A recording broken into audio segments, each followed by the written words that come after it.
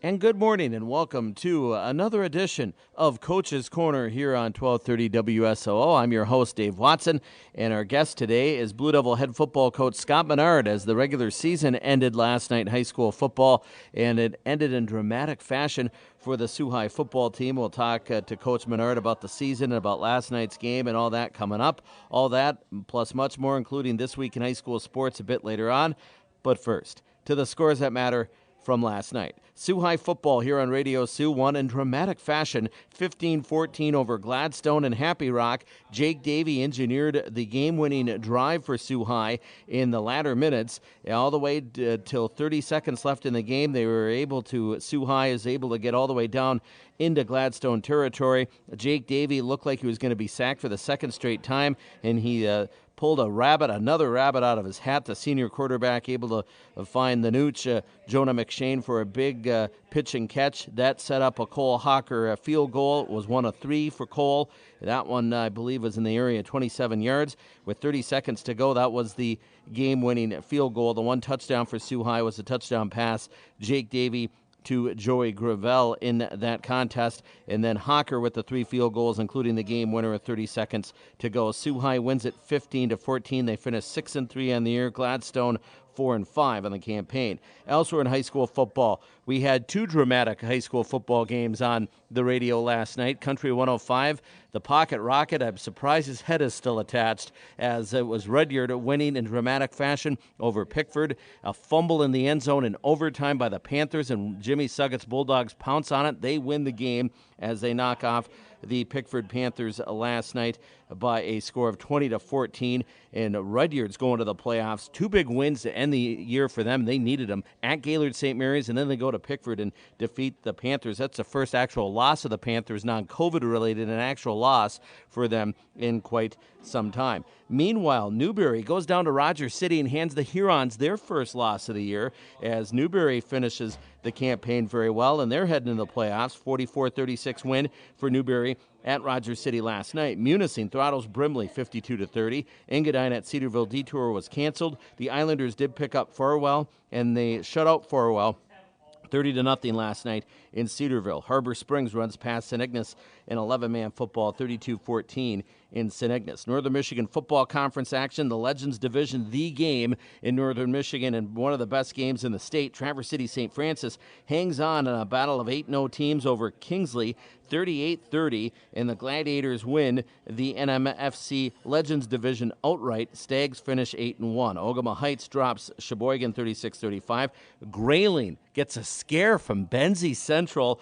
Benzie Central found some offense. They didn't have any against the Sioux, but they have a really good defense, so they lose 32-26. That's an eyebrow raiser there, but the Vikings get the win. Big North teams in action. Traverse City Central shuts out North Farmington 56-0. Marquette squeaks by Petoskey 17-14.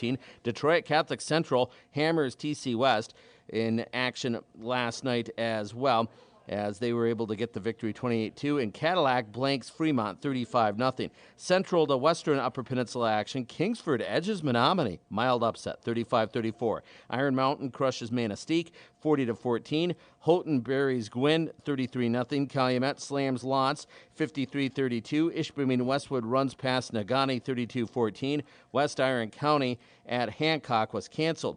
8-man out west, Norway shuts out North Dickinson 38-0. Lake Linden Hubble, as they were able to get a win over Ontonagon 54-34. Ironwood 46-20 over Gogebic. Stevenson blasts Kearney Nadu 55-0. Rapid River wins in a shootout 56-54 over Superior Central. Today, Escanaba is at Hastings in action in high school football. That game actually in Gaylord, as Escanaba takes on Hastings. On the ice we go. Laker hockey at home, and they get some scoring last night, a lot of it. 7-4 over Union in non-league play. Lake State 4-3 in the campaign so far. Same two teams will play tonight, 5:40. The pregame over on today's Hits 99.5 SFM. Billy Crawford and Johnny Forrest with the call there. Elsewhere, CCHA play. Bemidji State squeaks by Northern Michigan 5-4. Ferris State in overtime over St. Thomas 2-1. That Tommy's team, look out for Enrico Blase's team, the new team in D1 and in the CCHA. They're going to be much better towards the end of the year. Around the nation, Western Michigan with the upset over top-ranked Michigan at Yost Arena, 5-2. Michigan State 2-0 over or a 2-2 tie with UMass Lowell. Minnesota Duluth 2 better than Minnesota, 5-3. St. Cloud State drops Wisconsin 5-1. Notre Dame shuts out RIT 6-0. Irish were upset the night before, so they took their frustrations out on RIT the next night. Penn State ices Niagara 6-2. Quinnipiac 5-2 winners over North Dakota. Bowling Green 2-2 tie at Miami. Providence nips Denver 6-5. Sacred Heart nips Maine 1-0. Colgate thumps Arizona State 8-3. Clarkson drills Alaska 5-1. Long Island U over Assumption as they took them out back behind the woodshed 7-0. Hockey East Merrimack 3-2 past Boston University. Army, meanwhile, non-league play, in Atlantic hockey play, they shut out American International 2-0. Sioux Greyhounds win a high-scoring game at the GFL Memorial Gardens last night, 8-5 over North Bay. Hounds take on the Battalion again tonight, 6:40 at the pregame over on Rock 101. Around the O we go. Sudbury pounds Hamilton 8-2. Guelph 2-1 winners over Sarnia. Kitchener 3-2 over Windsor. Oshawa upends Niagara 5-3, and London drops Owen Sound 2-1. NOJHL, no Eagles, no Thunderbirds. Eagles off the whole weekend.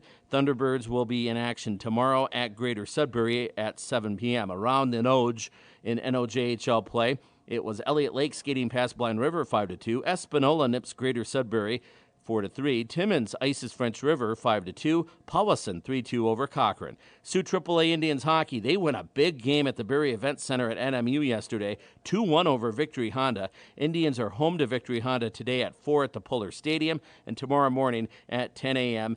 back at the Able Arena. Lake Superior State Women's College Volleyball falls at Grand Valley State 3-0. To Grand Valley State 3-0. Taylor Fleming led all Lakers with 10 kills.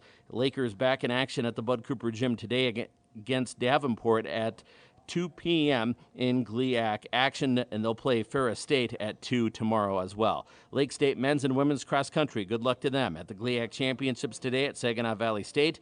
And good luck to all the area teams, of course, including Sault High at the UP Finals of cross country today in Marquette. Good luck to all runners. Sault High girls volleyball, they're at the Straits Area Conference Tournament today in action in volleyball for Vince Gross's Blue Devils. Those are the scores that matter. And when we return to Coach's Corner here at Applebees, we'll talk to Blue Devil head football coach Scott Menard. That's coming up next on 1230 WSOO. And welcome back to Coach's Corner. We're at Applebee's at 11:14 and now at 11:15 here in the sports bar as always for Coach's Corner every Saturday morning. Come on down and have lunch. I'm Dave Watson, our broadcast engineer. The Moose, Mark San Angelo. He's been a busy man. Double duty last night between our Blue Devil football game and running over to take care of the EUP game of the week, and then back for Coach's Corner here today. And we appreciate the efforts.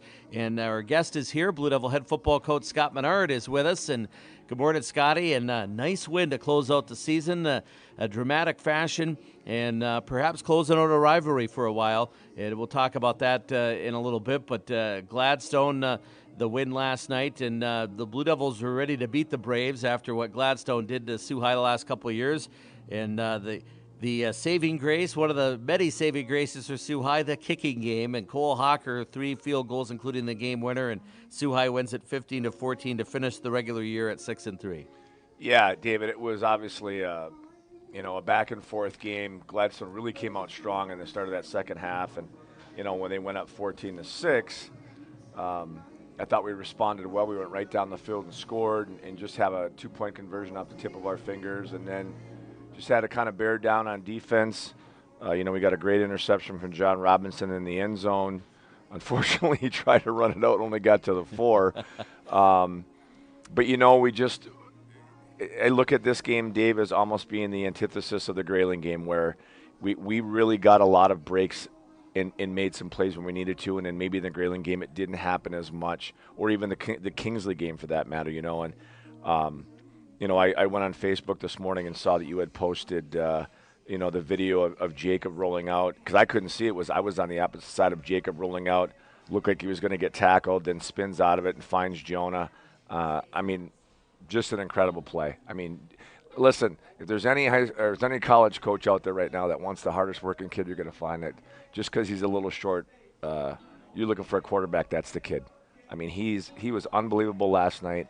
I mean, the last 3 games, you know, teams really scouted us well and really shut down a running game, and we turned to Jacob when we didn't have to early in the season, and he was phenomenal. And then, you know, Cole, you know, again, you know, we didn't have him for every game. We probably could have used him in a couple other games, but, you know, Cole and Tim Garland as the holder and Sebastian Salcido was the snapper. I mean, those guys had ice in their veins on that last kick, and, you know, I put my head down. I wasn't going to look, and I thought, you know what, I got to look and see what's going to happen here, and it went through. And, you know, and then their defense held on, and it was just a fantastic way to end the season if this is the end. You know, you look at it, I was so happy for the seniors and, of course, for Jake Davey. And I'll talk about Jake here. You know, I commented on his dad's post. Of course, Brian's a longtime friend and fellow radio guy over the years. And I've been very good friends with the whole Davey family, with his Noah's mom and dad. Of course, his lovely wife, Molly. And they've been through a lot personally. Yep. And they persevered, and I think, you know, what Jake's done to help that family with football is it helped everybody. And you know, what a leader he was. And you know, I've been around a while, you know, broadcasting games, 16 years as the voice of Blue Devil football, and you know, doing games beyond that. And I was thinking on the way home, and you and I have talked about this before, Scott. I'm going to go ahead and say it. He is the best quarterback I've seen as far as success and being able to take over a game and put his team in positions to win that we've had. We've had good quarterbacks, facilitators, without a doubt. You know, game managers. But we've never had a guy that I can remember that could say, hop on my shoulders, boys. I'll help take you to the promised land. And the fact that everybody has trust in him, a 4-year starter like we talked about, and that play that you mentioned, that really won the game after getting sacked in the prior play. Right. And it looked like he was going down again. He had 3 guys bearing down on him. He rolls off as far left as he could go, and he finds the nooch for that first down that really put Hawker in the position to win the game. I've never seen a Blue Devil quarterback do the type of things that we've seen him do, especially the last 2 years. Yeah, you know, and Dave, I kind of hearkened back to we took a timeout after that sack. You know, and I said to Jacob, this, you know, we've almost come, you know, full circle here, because when he was a freshman, he threw a pass, you know, down the middle to Chase Hilgendorf, and that put us in a position to win the game against Gladstone, you know, 4 years ago. Right. You know, and ever since then, you know, whether it's a overtime quarterback bootleg against Petoskey to win the game, or throwing the touchdown to Callan last year against Ludington, or last night, I've never seen it, you know, and we've had some very good quarterbacks. We've had some very good, like you said, guys that were leaders, and Jacob's just been the whole package. And, you know, what strikes me about Jake is he's as humble now as he was as a freshman.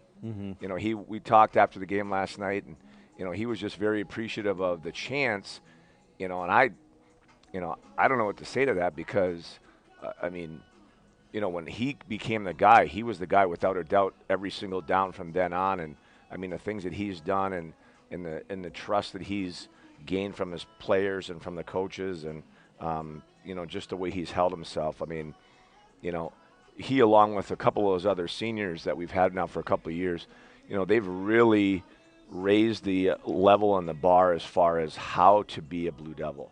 And it's not always on the field. You know, it's off the field, and how you react to adversity off the field, and you know, how you carry yourself, and when you put that jersey on, what you represent. And, you know, I can't say enough about Jacob, and I can't say enough about that group of seniors.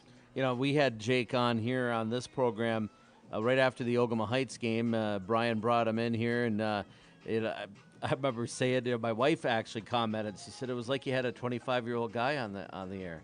Just, right. You know, she said it sounded like a Coach Menard, and I said, well, you know, Coach Menard has called him Coach, and it didn't seem like we had a high schooler, you know, because I've had many high school athletes on here, and him and Jimmy Story stand out as wise beyond their years. Yeah, you know, and I got to credit Coach Campbell for that, because he, you know, 4 years ago he came to me and said, I had this kid in middle school, you know, he hasn't always been a quarterback, but the way he carries himself and the way that he approaches the game, you need to take a look at him. And, you know, we went to our scrimmage, I think it was in Kingsville that year, and I don't believe that Jacob was with us, and I don't think, you know, that we even thought about it, but we watched him in the scrimmage, and we said, you know what, this might be our best chance. Let's take a shot at him. maybe we can get a couple wins out of this season. We end up getting 5, and he's never had a losing season. He's won 24 games. Dave, he's won 24 games.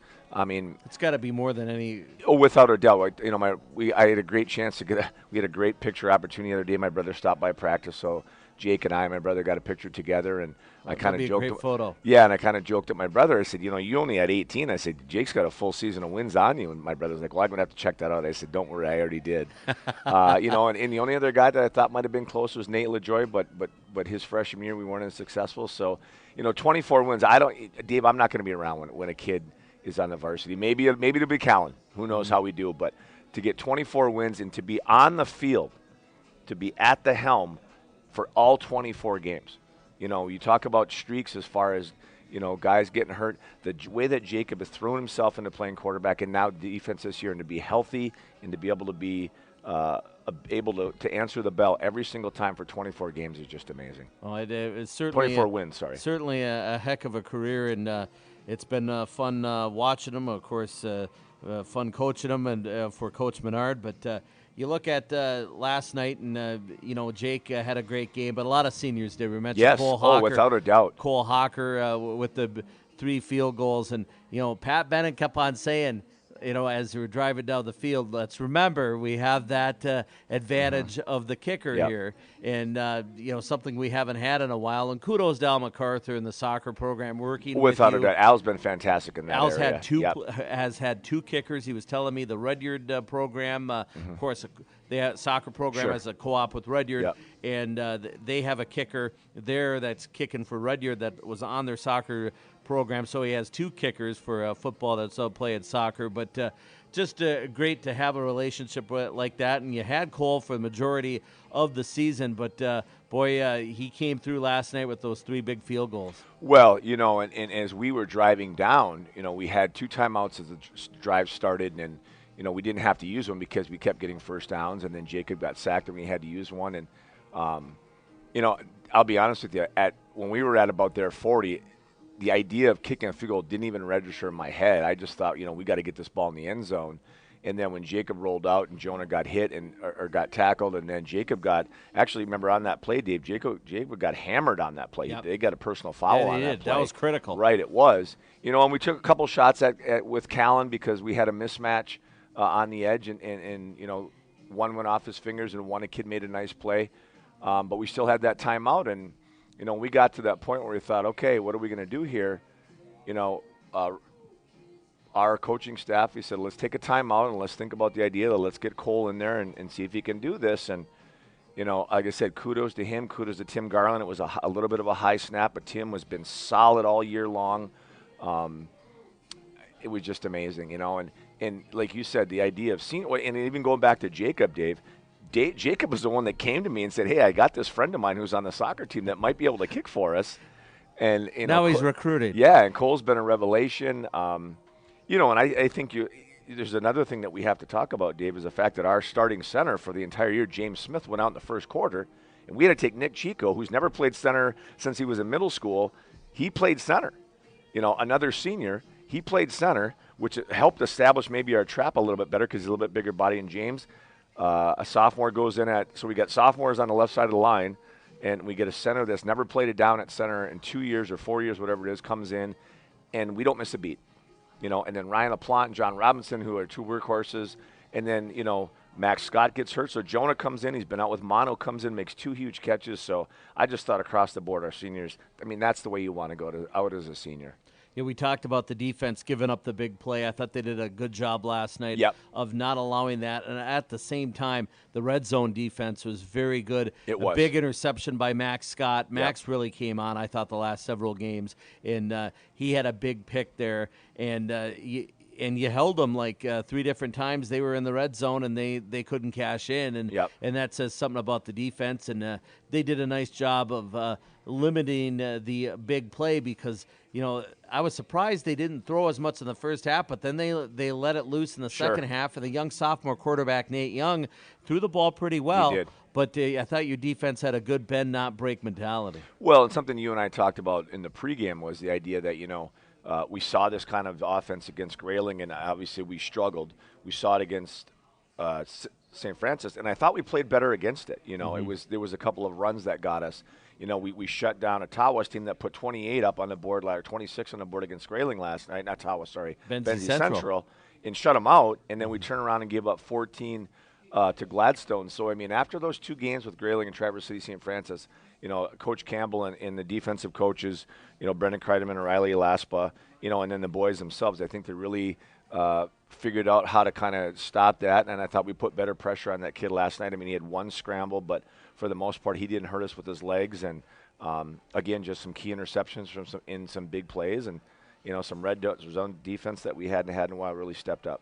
The maturity overall, and we talked about Jake, but it goes beyond him of this team. Of it's hard to, and we'll talk more about that in the next segment about. Going 6-3, and it does not look like that Sault High will get into the playoffs. We'll know tomorrow, and there's going to be we'll talk about it in the next segment, but there's going to be a lot of ticked off people tomorrow, and not just in Sault Ste. Marie, but across the state. And there's going to be some news stories on this new system, but we'll talk about that next segment. But the maturity of blocking that out, Scott, and going out and looking at the situation of, hey, this is a team that's had our number. Let's go in there into their field and get a win to finish strong at 6-3 and end our careers, for your seniors. And the fact you mentioned your underclassmen, a lot of sophomores that stepped up and just rallied. And I think a lot of it had to do with the leadership that you have from a Jake Davey to Ryan LaPlante, Robinson, to, of course, you mentioned Nick Chico, and it goes on and on and on. But that a lot of teams would have packed it in, and because young people are young people. Yes. But these kids are wise beyond their years, and they wanted to. If this is the end, they wanted to end it on the right note. Yeah, Dave. I've been around here now for quite a few years, and we've had a lot of teams that have had winning records, and even some of those years where we knew we were going to make the playoffs, or we knew that we were going to probably have a winning record, and didn't have as much fire in a last week of practice, or didn't have as much fire in a game that these kids did. I don't think I ever worried once, and this happens, and this honestly, this even goes to the JV program. I don't think I ever worried once about our motivation to play, and that does say a lot about maturity, and that does say a lot about leadership, where you're just finding an opportunity to play a game that you love, and realizing that the time goes by fast. We talk about it all the time, with the boys, but just the idea that they embraced the situation. They didn't put their heads down and say, "Oh man, the numbers don't look good for us." They just wanted to win, and that's the biggest thing is wanting to do that, and wanting to do that together. And like I said, I couldn't be prouder of every single guy in that team. Scott Menard, Blue Devil head football coach. We'll pause and take a break. Come back with more with Coach Menard as we're talking Blue Devil football on Coach's Corner at Applebees. Back in a moment on 1230 WSOO. Back at Coach's Corner at 11:32 here at Applebees. Full disclosure, Coach, and you might hear it if you listen to the podcast of the game last night. Oh, here we go. I did get on you a little bit in that second half before we move on. As I can do, I can get a little snappy sometimes, and I was like, for the love of God, I said something like, "Sweet Jesus on a bicycle, can we, perhaps, throw the ball a little bit here, run Davey out, anything." And and I'm not a coach. I've never said I am. I've seen enough football. I broadcast I can't wait to hear that, Dave. And where do you live? And Pat's let me go, because if Pat disagrees, it makes for great radio. He'll disagree with me on the air, but he kind of just let me go, and I have to say, after that, all of a sudden, there's a few other plays that we started passing a little bit, and I was like, okay, now you know what? I give credit where credit's due, but I did get a little snappy there when a couple runs by Robinson and LaPlante were not going our way. Dave, and it's funny that you bring that up, because we watched 4 games of Gladstone. We were able to get some video for some other teams. And not one game did they play a 5-man front, not one. And they played teams that ran either wing T or I formation. I mean, not just spread. And so we practiced for the majority of the week. Now, they've played 5-man front against us all year long, but we practiced for the majority of the week against a 4-man front. And, of course, they come out in a 5. So, it took us probably, and as you probably noticed, it took us about a quarter and a half to say, okay, and we really did. I thought we did a great job, even though it might not have seemed like it right away. I thought we did a great job of kind of regrouping at half and saying, okay, now that we know this is what they are, this is where they're shifting to. They're not, like last week we played Benzie, they shifted to Callan. Yep. But this week they shifted to the strength, which was the tight end wing, whether Callan was on that side or not. And, once we got an idea of what they were going to do and saw that they were really putting guys in the box, then we started making some adjustments with what we could do with Jacob. And, we ended up moving the ball a lot better in that second half. I thought the one play that was working towards the end of the first half, and you went back to it as well. The one running play was working was that quick hitter to LaPlante where he comes up and then hits on that right side. Yep. They just could not figure that out. And that was beneficial for the and like I said, it took us a while to kind of notice the fact that they really were keying on John, which is surprising because Ryan's had the better rushing games the last couple of weeks. And then having Chico, who's just, he's just a wall, and not that James Smith isn't a big kid, he is. But Nick is just, he's just a wall. So to be able to run that inside trap to LaPlante, watching those linebackers flow to John, and then Ryan just putting that foot down and cutting back, I mean, it really opened things up. I mean, Ryan ended up having over 100 yards last night, I think, and only maybe about 12 carries. So that was a key because that really opened things up for us to be able to throw our waggle pass, which we scored with Gravel and got some nice catches on later in the game as well. Overall, the season 6-3. We'll talk about the playoff situation in a moment, but you sat here back in August, and before we knew how this was going to shake out, you and I both thought 6-3 would be enough to get in, and I think we thought that for 4 weeks until the playoff formula came out. And it was right after the big Sheboygan win. And I know you were charged up about coming off the Kingsley loss, and I remember standing in the Van Sitters press box with Scott Nason and Steve Lockwood before the Ogama Heights game, and all three of us are like, boy, 6 is not going to get it done. They have to beat Grayling. And then now as we sit here, it doesn't look like 7 would have been enough with the situation. But we'll get into that in a moment. But your thoughts on the overall synopsis of the season? It kills me to think that we look at 6-3 and say, "Oh my God, what a disappointment!" I mean, gosh, Dave, 2016 and 17, we were 2-7. We'd have taken 6-3 every day of the week and twice on Sunday. Back to 2009. My God, you know. So you look at, we've been 7-4, 6-3, 6-3 in the last 2 years. I mean, listen, I want to be in the playoffs as much as anybody else, but I can't say 6-3 is a disappointment. I just cannot. It's always what we want to do. Would 7-2 been nicer? Yes. 8-1, 9-0. But 6-3, I mean, there's a lot of teams in the state of Michigan that would love to be 6-3. There's a lot of teams that are traditional powers like us, like Escanaba and Alpena and Gaylord and Petoskey, would love to be 6-3. And I'm not sure that many teams that I just mentioned would be with the schedule that we played. So, I'm not going to apologize about anything as far as our schedule goes.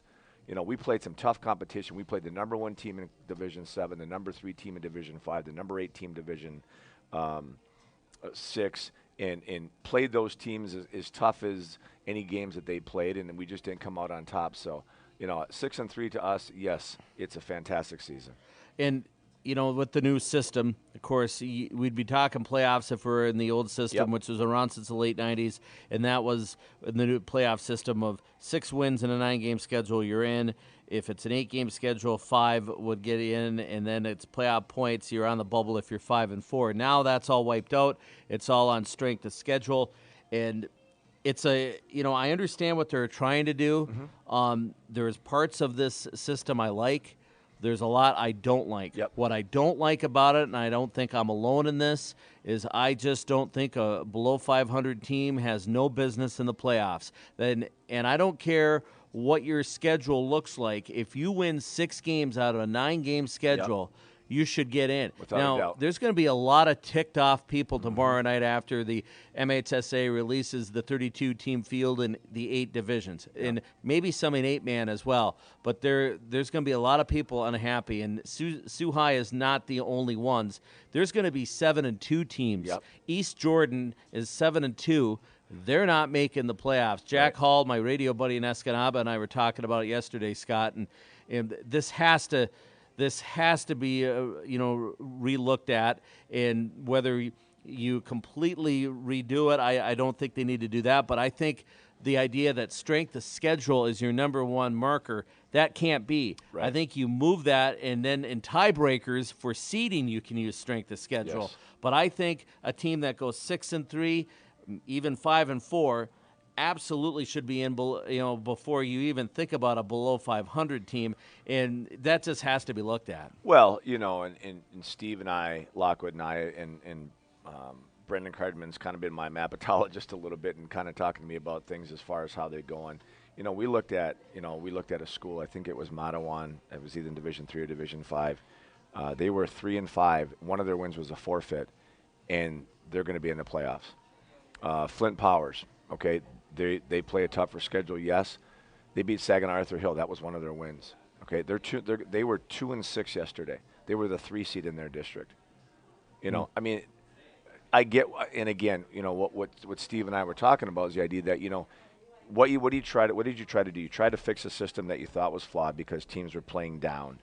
And now it's even more flawed. But now it's more flawed. It's worse than what it was. And when we look at what our schedule is, Tim Hall, when he was the superintendent, and Steve, they spent a lot of time getting us prepared to get into this conference, which I think is a fantastic conference. I love the fact that we're part of something. There's tough competition from top to bottom in that conference. Travel's not bad. Travel's not, no. But Dave, I'll tell you what. Our schedule for this year was made 2 years ago. We might have to get out of this conference in 2023.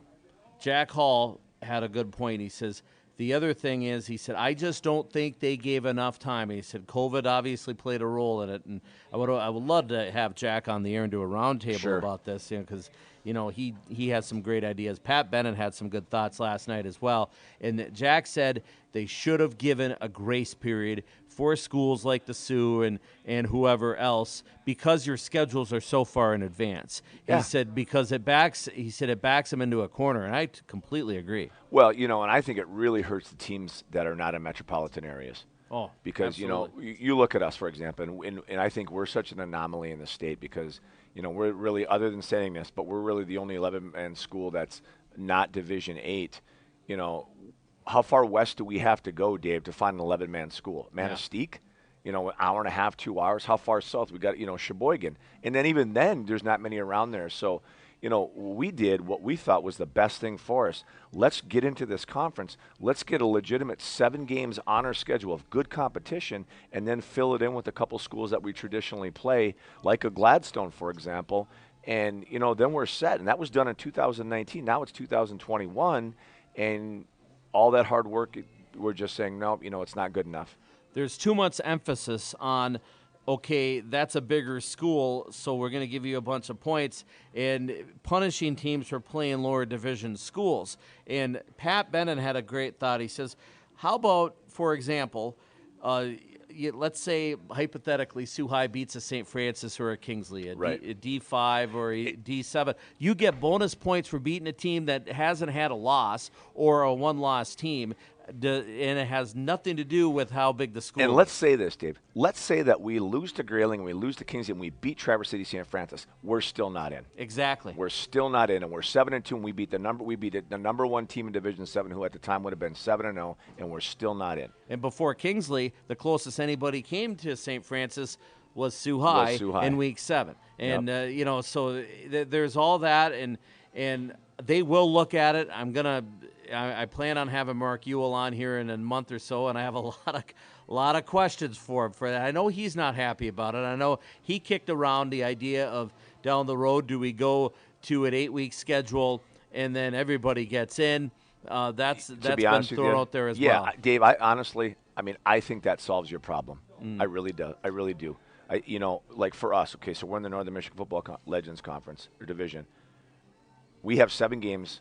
There's 8 teams in our division. We have 7 games. We can schedule one more, and then the 9th week is playoff week. Everybody gets in. You see them from 1 to 32 or 1 to 64 or whatever it happens to be, and then you play. And maybe it adds an extra week of playoffs. I don't know, but to be honest with you, that's the way I look at it now. It's the only fair way to do it.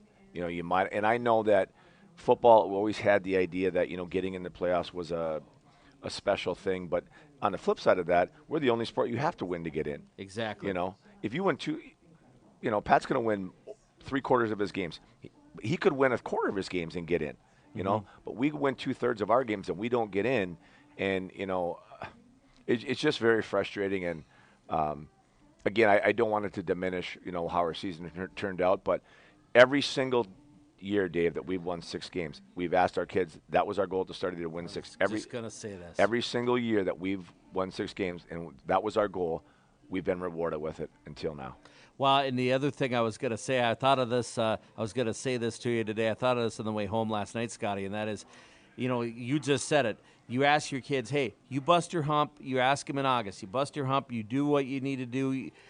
We get 6-7 wins, we're going to the playoffs. Yep. I mean, you ask them to put it all out on the line, and they do. And then they look and say, hey, we're 6-3, but we're not going in, but a 4-5 team is. How do you explain it? You can't, because it's just I know what they're trying to do, but they completely took a system that could have used some tweaking, absolutely, in the old system, but they replaced it with a system that's, I think, worse. And you have teams that have had good quality years, and next week they're not playing anymore. They're getting ready for basketball. Yeah, I mean, did you have some schools that maybe played down to get 6 wins? Sure, and maybe you can say that we're one of them.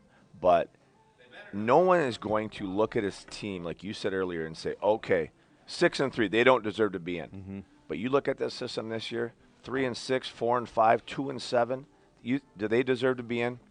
I just don't see it, Dave. The Gladstone people, everybody I talked to in Gladstone last night, they said, hey, we're lucky to get in. We shouldn't be in. But they said, you guys got the shaft here. And they take the top 32 teams. And again, kudos to Gladstone. They beat Escanaba and they beat Gaylord. Mm-hmm. But they're the 26th ranked team in Division 6, and they're 4-5.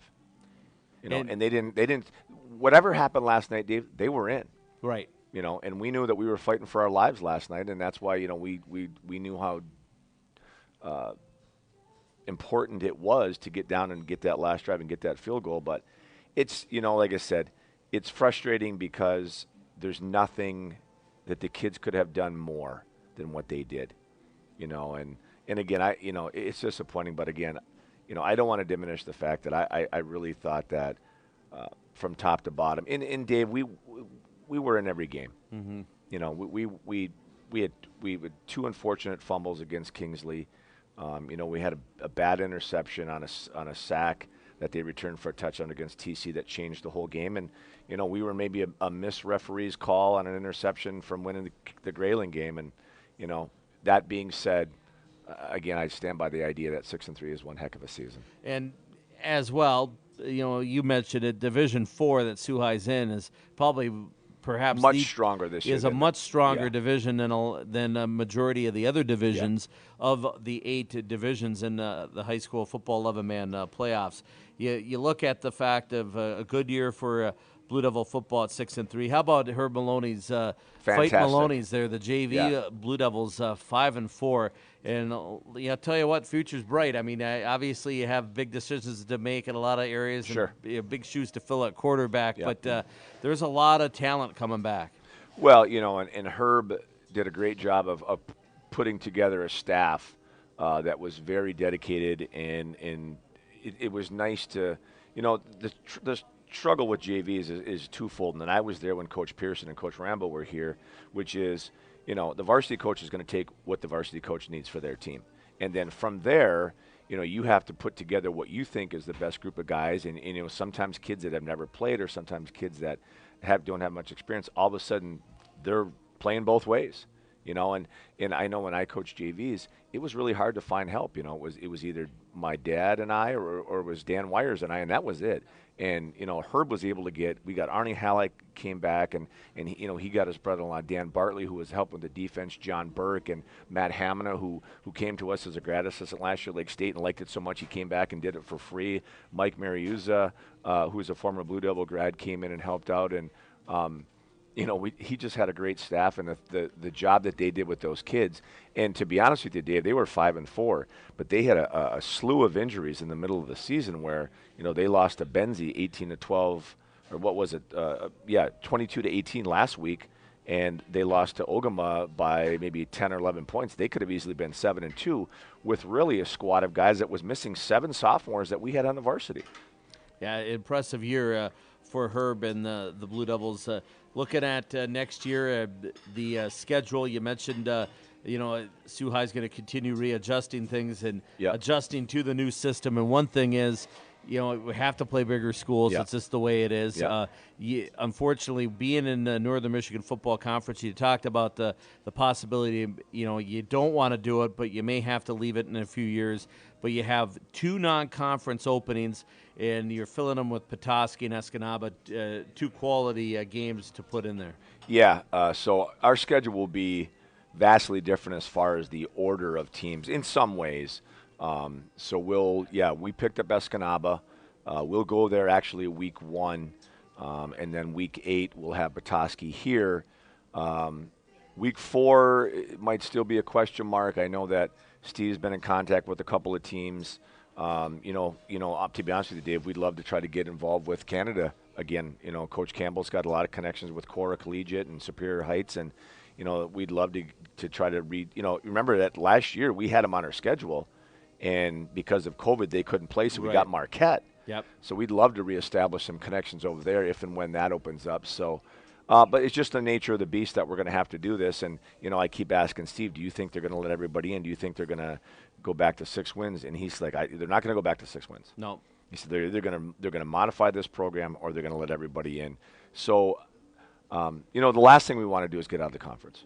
We really don't want to do it, and again, our schedule, we committed ourselves to next year to be in the conference as well. So I don't know. I mean, you and I have this conversation this time next year. We might be talking about a whole different animal, or we might be talking about, hey, we're glad we're in the conference and now everybody's in. I don't know what's going to happen, but I think you're right, Dave. I think after this week, after tomorrow, there's going to be a lot of stories written. There's going to be a lot of commentary on this system, and the system this right now is flawed. Keep an eye on Detroit News, the Free Press and MLive, folks, because it's coming. It's coming, and it reminds me of when basketball changed a couple years ago. Remember that? They changed to the seeding thing, and that was a mess. A disaster. It was a schmozzle. Yeah. And, boy, I'll tell you, the heat that came after that, it was the year that we had COVID. Right. It was right before that. But when that came out in February, oh, boy, girls and boys, I think it's going to be 10 times more tomorrow night. You're going to feel all kinds of heat all over the state. Well, it's going to be interesting. It is, and I think you're right, Dave, what you said earlier about the fact that it just felt rushed, right? Mm-hmm. Because, you tell me the MHSAA said, okay, last year they just said, hey, COVID, everybody's in, and then did they really have enough time to look back and say, okay, this is the system we want and did it really fix those problems? It didn't. I just don't think it did, and I think you're absolutely right about what's going to happen in the fallout. And I think because of COVID, you could have said, okay, let's not go to that system right now. Right. And to Jack Hall's point, let's let schools adjust to it. Yes, absolutely. And also look at, there have been a lot of forfeits because of COVID this year. Yes. It would have made sense to say, hey, that system worked pretty well last year. Let's do it again. And then when we finally figured out that COVID is not going to affect teams forfeiting games, then let's have this system and see how it works. Pickford has 2 losses, and one was to COVID. That's really going to hurt them. Oh, absolutely. In their playoffs, they lost their first actual game in a regular season, I think, in 3 or 4 years, maybe longer, to Rudyard last night. But that other game, they had to forfeit to Superior Central. It's going to really hurt them tomorrow night. And that's the other thing that they should have factored in. They almost moved on like COVID was over. Right. Right, and listen, I can tell you as a coach and a teacher, week to week in the high school, it's not gone. No, it isn't. And I think we all know that, and all our jobs type of thing. Scotty, great season, had a lot of fun. Thank you, David. And looking forward to another one next year. And let's get in the playoffs next year, no matter what they throw at us. Get what we need to do done, and we'll be there. Well, Dave, as always, you've been an awesome supporter of us for years now, and really appreciate it. And again, hopefully this time next year, we're talking about where we're going to play, if we're going to host, and we got a great group of kids coming back, Dave. We got 22 returning varsity players, and We got a great group of JV kids who just come off winning seasons, so I still think the future is bright for the Blue Devils. I agree, and thanks, and we'll be seeing you around the school come basketball season. Thanks, Dave. All right, that's Scott Menard. He's the head coach of Sault High football. Back with more Coach's Corner in a moment at 11:54 on 1230 WSOO. And welcome back to Coach's Corner. Time to close up shop as we had Coach Menard on talk Blue Devil football here today, and let's take a look at what's on deck on our family of radio stations for sports broadcast. Laker hockey takes on the Flying Dutchman of Union 5:40 pregame tonight at the Able Arena on the campus of Lake Superior State University inside the Norris Center.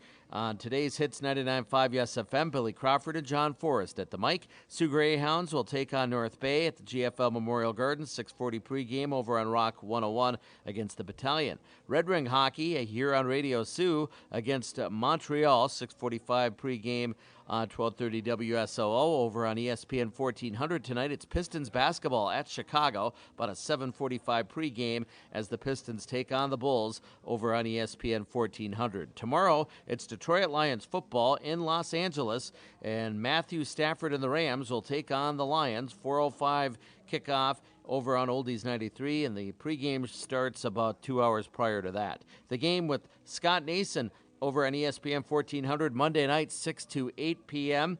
Of course, the first hour is local. I'll join Scotty around 6:30 for some high school football stuff and, of course, talk Blue Devils a little bit. And then I'll stay around for the round table in the 7 o'clock hour. Butch on Sports from Detroit will join us. And Dave McCaig usually stops by during the show as well to talk about what's going on the north side of the St. Mary's in Sioux, Ontario and beyond.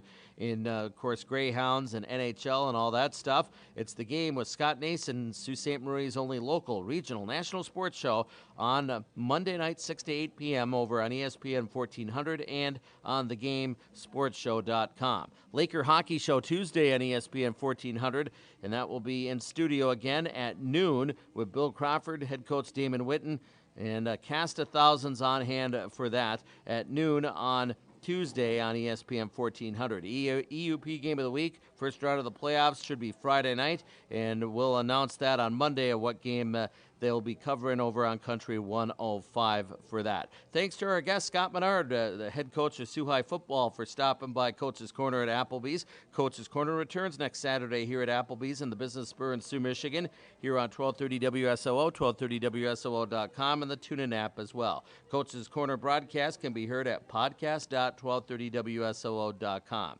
Coach's Corner is a sports presentation at 1230 WSOO. For the gang here at Applebee's, broadcast engineer, the Moose, Mark St. Angelo, I'm your host, Dave Watson. That will do it for now. Until next time, we are out of here.